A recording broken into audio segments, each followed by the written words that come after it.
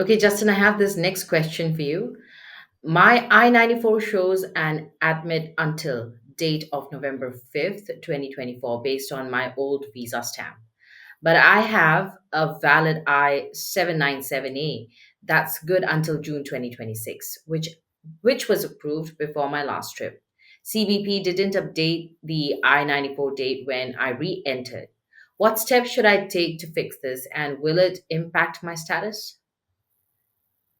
Yeah, you need to email CBP deferred inspection. It's actually a fairly simplistic process. Most of the time, what I recommend is you Google CBP deferred inspection. You look at the list of deferred inspection offices, and you contact the one that's closest to the one to where you entered or where you entered.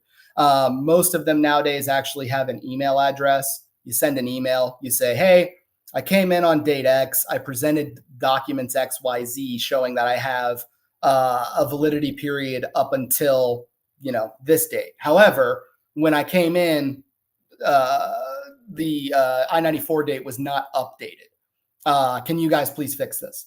And 9 times out of 10, when you send that over to them and they look at the docs, they fix your I-94 and send you an email saying, "Hey, we've taken the steps necessary to fix your I-94. No problem." Why do you do this?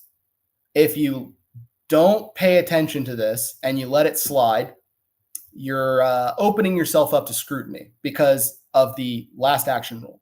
Last action rule says the most recent activity to have occurred in relation to your I-94 is what governs your I-94. So when you were in the United States and you filed that extension, once that extension was approved, that becomes the last action, meaning that's your I-94.